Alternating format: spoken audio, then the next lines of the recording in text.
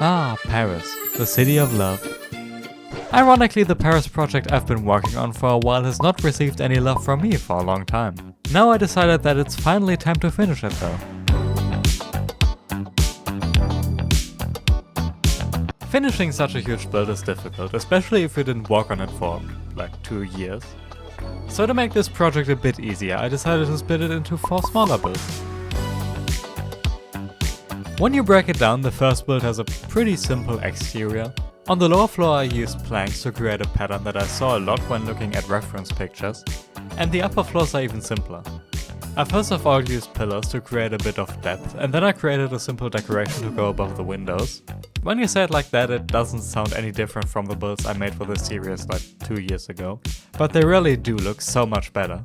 Now, because this is a pretty large building, I actually want to split this bottom level into 2 separate shops. I want to turn this one into like a restaurant and this one into kind of like an artist studio. Now let's just start off with the restaurant. I feel like this part is going to be a lot easier. I don't really know what kind of restaurant I want this to be. That being said, I wouldn't really mind if it wasn't that complicated to build, and if it wouldn't require as much, you know, creativity. If I didn't have to think at all, that would be great as well. Now hold on, I just thought of something. I remember some time ago I've built like a fast food place, and I mean, in theory I could theoretically just, you know, copy the entire build over. This makes so much sense if you think about it, like I already created all the decals and, you know, the designs and all of that stuff. And out of pure laziness I immediately watched that video and copied the entire interior. It's fair though, it's a really good video, you should probably watch it too if you haven't already. It's up there. Anyways, for the second store I will continue the cheating, since it has worked out pretty well for me thus far. This time I'm not just stealing my own interiors though. Now the concept of this store is that it's supposed to be like an art gallery. However, my plan for this build is to just, you know, put all of these kind of paintings that the studio is kind of exhibiting. I'm just putting them really close to really close to the window. So now you kind of believe that an interior is there, you know, if I do all of the flooring and stuff. Now that being said, I'm not sure how much I like this. I mean, it's definitely better than just having the windows blacked out like I do in the upper stories. Yeah, I have to think about this one for a bit. And I thought about it for a bit, and I decided to tear it down and try again. But what I came up with looks way better in my opinion. Now I decided to move the paintings back a bit and put this huge curtain behind them, and it definitely looks better. I also added in some statues and of course some very historically important artworks. This side is just more of the same, and it was easier that way. Talking about easy, this right here is the fast food store. Like I said, I just copied the entire interior of the fast food place I built like a year ago over, and I mean it still looks decent. I mean, all in all, I'm pretty happy with how this turned out. Which means this project is finished, and we can move on to the next one. For the second project, I'm working on a build that replaces the plaza I worked on during the last episode. This front part is nothing special, the back is pretty unique however. Instead of just cutting the build off where the train line runs, I decided to extend the build to enclose the train line. My inspiration for that was this train station in Paris. On the bottom floor I decided to just build shop facades instead of doing actual interiors because, well, this entire video turned out to require way more effort than I originally anticipated. As for the shops, right now I'm working on a pharmacy. I saw so many of these when exploring Google Street View, and in retrospective it's weird that I added one in just now. Most importantly, I custom made the kryptonite of every person suffering from epilepsy, those neon pharmacy signs that go way harder than I have any right to.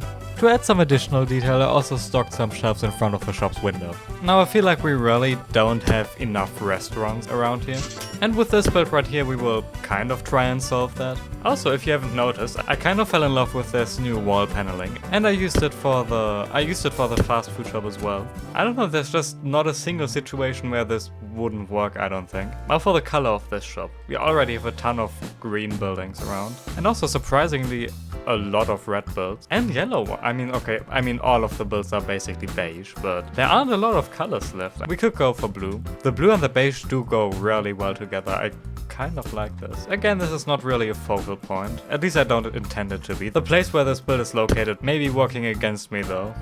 I mean, it's...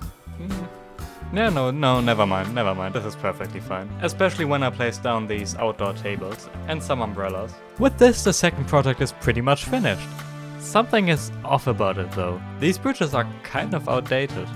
If only somebody would do something about that.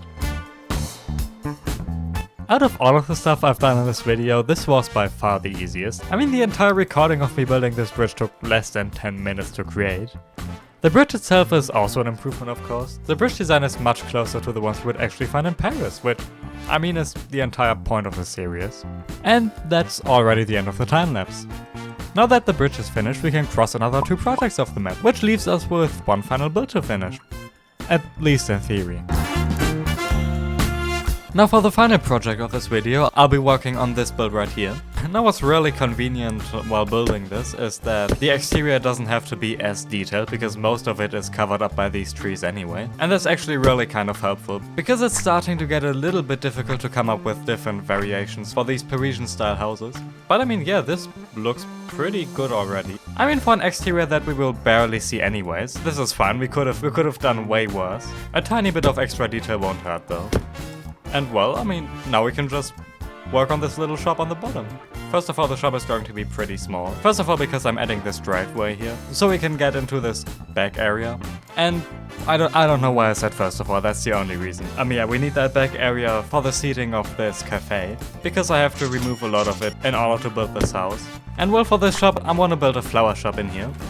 And if you have been following this series for a bit, you may be thinking to yourself now that, hold on, didn't I do something like that before already? To which my answer is, yeah, we already built a flower shop. Right over here. The problem is that it has aged substantially worse than every other build around here. I mean, it's barely even selling any flowers. I mean, all of these are plastic flowers. The flower shop in my city deserves to be better than this. So that's why I'm building a second one. And well, yeah, it turns out these flowers look way nicer than what I've done over there. Now for the interior, I didn't plan any of this beforehand. But thankfully flower shops don't actually consist of that much, like, stuff. Like okay, they have a cash register and a place to like wrap up your flowers. And they also have like gardening supplies, I believe. Oh, hold on, before we continue. What we could do is we could theoretically also just add in like a door and a window right here, which means that we now have a lot more natural light. I mean, okay, not really. It's surprisingly dark around here. And yeah, okay, this awning doesn't help either. The whole place does feel a bit more open now though. Now the flower shop I usually go to also has like a few house plants. I believe we have wrapping paper we could use as decoration. Alright, that's even better. And it doesn't fit on this counter. We can use this to wrap up the flowers now. No, I mean, yeah, it is better than the other shop. The main problem with that one was just that it was way too big. Yeah, I think this is alright. This passes. When I color everything, this will be fine. And well, just painting really tied the entire build together. Here it is now. I mean, you've already seen the exterior. It's decent. It's mainly hidden by the trees. But yeah, the interior on its own looks good enough already. But now for the interior, I just painted all the stuff in here, and yeah, okay, if this was a dedicated video to building just a flower shop, I mean, yeah, this would be kind of underwhelming. But it does tie really nicely into the rest of the build. And I mean, come on, that's pretty cute, isn't it? And that concludes our final project. Remember that I said this would only finish this project in theory though? Yeah, it's not actually finished. I still had to renovate most other builds off camera because they didn't really fit in with the new build style and the new color schemes. I also had to build some additional buildings so the city would feel a bit more enclosed, but don't worry, none of them are crazy detailed or have interiors or something like that. And this pretty much concludes the Paris project. It's by no means perfect, but if you look at it from just the right spot, it does look like it could come close. I'm sorry that it took this long to finish, but enjoy these final shots. Thank you so much for watching, I hope I'll see you again soon, and bye!